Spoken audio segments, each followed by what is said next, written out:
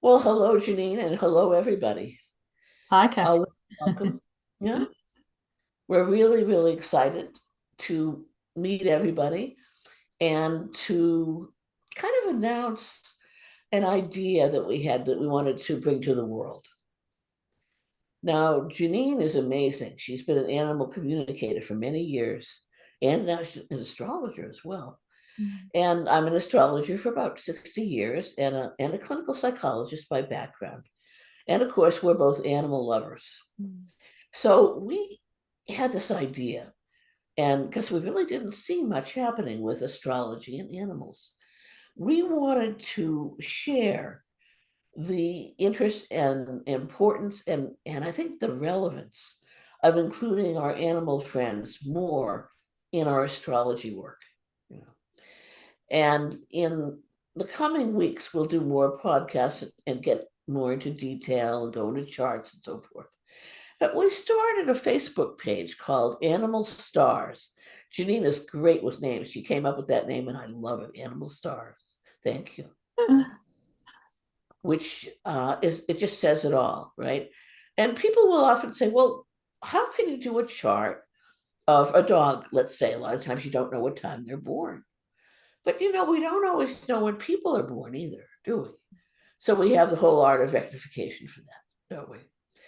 We also can learn a lot without a time, as we all know as astrologers, by just doing a sunrise chart or other kinds of chart, quadrant charts that don't emphasize the need for an ascendant quite so much.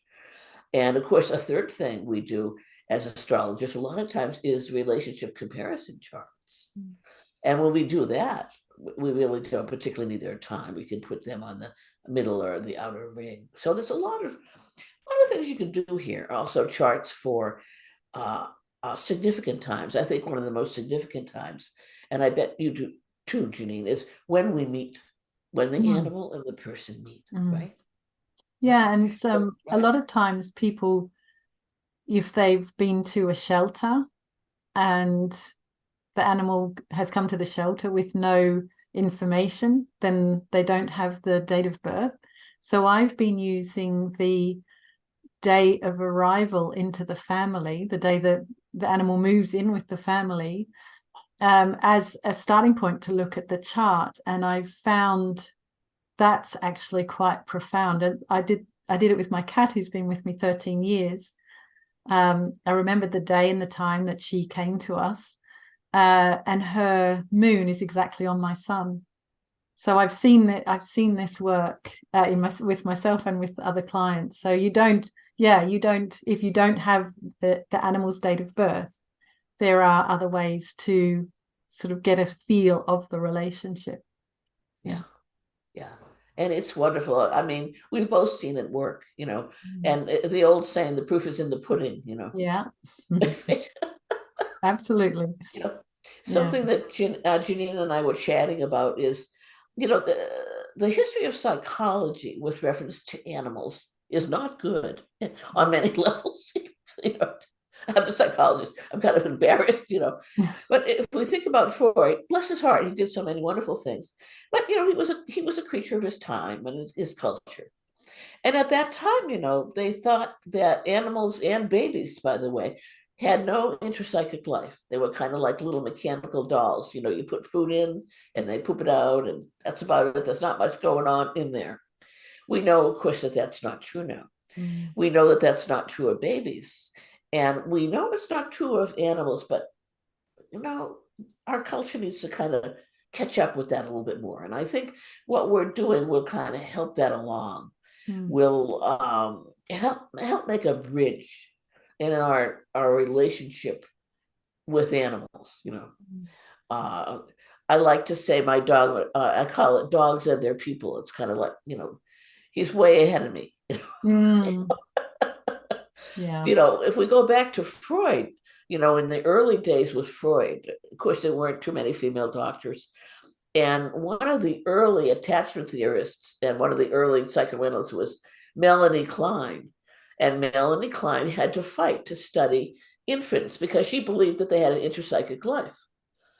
And the fact that she studied infants who didn't have families after World War II changed psychology forever. It started attachment. All that stuff with Spitz and Bowlby and all that came much later. She was the first one. And, she was too busy raising several kids and being a psychoanalyst to get a PhD. Sorry. She was a mom and she was busy and doing research. But she was really one of the very first, if not the first, fully qualified Freudian analyst. So she did a great service. She's the one that came up with the title Anaclitic Depression for babies who were being fed and diapered, but they weren't being given the love because their parents weren't there, their caregivers weren't there. And they went into a kind of spontaneous depression, like an imploded star. Mm. And too many of them died, considering they were being fed in institutions, right? They weren't being given the love, that kind of folly and love that we do with a baby or a puppy or a kitty, right? And that makes them want to live. So anaclitic depression is a fancy way of saying a lack of love and soul was conveyed. And we have that soul. We know how important it is for babies today. And it's so important for animals too. And they have so much to teach us. So here we are, and we're going to have a lot of offerings, and we'll come on, in the future and talk about this more, and talk about charts more, and chat with people in little webinars and podcasts. We have lots of ideas. As you said, the proof is in the pudding. So looking at animals' charts and sharing our experiences with them, like our own animals. I trained as an evolutionary astrologer, so we're looking at the soul's perspective, the soul's evolution. And, coming from animal communication, I was already, I had my ears open listening to anything that related to animals. For me, as an animal communicator, I don't have any doubt that animals have souls. And so if we're looking at a chart, even as a physical being, but also a soul, then why couldn't we look at an animal in the same way? It's really just, it's added to my work. In fact, I do astrology first, and I have the animal communication secondary, sort of checking in with the animal. And I've experienced with some clients, the animal has, I will open myself to that animal specifically to allow them to come through me if there's something that wants to be said, if there's something that they want to share with their guardian. And then other times I have, to add to the astrology session, I've done a specific communication with the animal.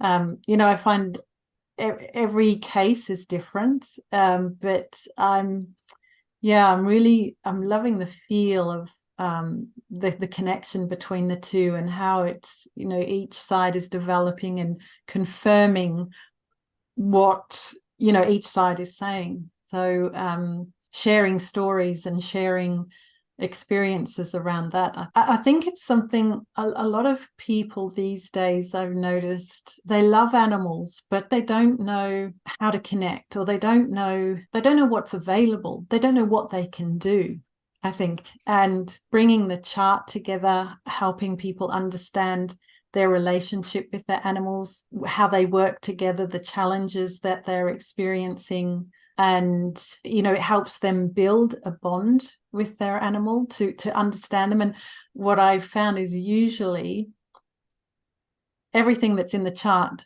the person, the guardian had felt that it makes sense. I would say, if I'm looking at two different animals, this animal barks more, this one's quieter and is perhaps a little more clingy, and it works. Like it is there. It's the proof is there that they recognize it. We've talked, we want to bring more of that awareness into the astrology field. And then I also believe, being an astrologer, how helpful that has been for me personally, and to understand my own chart, but also to understand how the transits are working. And so being able to bring that knowledge to people who are animal lovers, I think it's, it's a win-win in my mind. Yeah. Yeah, fantastic. Mm. So this Facebook page, Animal Stars, you're all welcome. Come and see what's on it, contribute, tell us about your animals. Let's get Absolutely. some communication going. And you'll hear more from us because we'll have other podcasts and webinars we'll be doing. Mm. And they'll all be announced at that spot. And we'll also announce our own web pages too. Mm-hmm. So you can, look up any information you want to about us there. And I'm really excited about this. Yeah, me too. Yeah. Absolutely. Yeah. Yeah. For a start, I put up a triple level chart with my birth, my dog's birth, and the date we met. So that's really interesting. And I kind of go in every once in a while, make little comments about it or a little observation. And you can too if you want as an astrologer. Take a look if you're an astrologer and if you have something to say. That was quite a unique meeting because he was supposed to go somewhere else and that person had a tragic accident and couldn't take Mm. him with her. So he was about 4 months old when he came to me. Mm. And he went to the hospital to visit that person he had originally been given to, who was in a coma. And Mm. when he licked her, she came back to consciousness. Mm. Wow. So his people knew that he was a healer dog. Mm. And then when they met me, they said, "You guys belong together." We connected. And they said, "Oh, you're a healer. This dog belongs with you." Mm. And boy, did he ever. He's 12 years old now, and he's here Mm. right now. He's a little therapy dog. He's kind of asleep right now. Let me see. I don't know if you can see him. Oh, on the top of, oh, there we go. He's on a pillow on the top of the sofa in my Yeah. study. I refer to that as his penthouse. Yeah, Right? absolutely. Little dogs often like to be high up so they can see everything that's going Mm. on, right?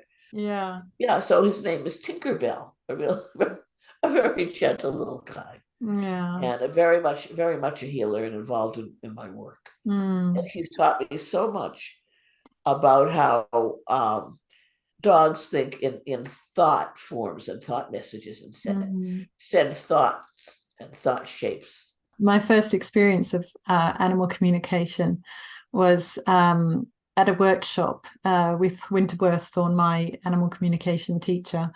And we were asked to communicate with a dog that lived on the property. We were asked to communicate with him and ask him what happened to him the day before. So that's what we did. We communicated with him what had happened the day before. And before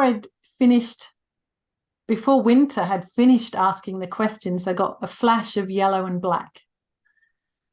But, my mind, which is very quick because I have a lot of air in my chart, my mind came in and said, well, there's horses, so he probably got kicked by a horse. And it was almost as fast as the flash of yellow and black, but not quite. And so when it came to us sharing what we got, I said to Winter, the first thing I got was this, but then I thought this, and he'd been stung by a bee the day before. And so that was my very first experience, and it was undeniable. And I've had many, many experiences with my own animals. I had a beautiful dog many, many years ago. And she was a vagabond. I mean, she could escape out of the fence, she would, and she'd be gone for hours. We had to fix the fence so many times. And one time I was out walking her. We're just walking along as normal, and I had this image in my head of me unclipping the lead from her harness, and I was like, that didn't come from me. I So love it. I love yeah. it. And Yeah. she was, it's funny because this was before I knew about astrology. I mean, I knew about astrology, but I hadn't started to study. And I always felt that I had not been with her in past lives, but I was going to be with her in future lives. There was a future feeling to her. And she had about 5 planets in Aquarius, and they were all connected to my North Node. So yeah, it's like, that's what I mean. You get the sense of something, and then the astrology confirms it. That's Well, wow. And mhm. oh, wow, because I have a bunch of planets in Aquarius that are connected to your North Node. Exactly. Yeah. And we've Yeah. got a grand air trine putting us together. Yeah. Doesn't get better than that. No. We could chat forever, but Yes. we're probably gonna wind down for today. This is just a little Mm. sample saying hi. Yeah. We'd love to meet you. Here Yeah. we are. Yeah. Join us and share. I mean, Yeah, share with us. And yeah. yeah. Yeah. Have a great day, everybody. Okay. Bye.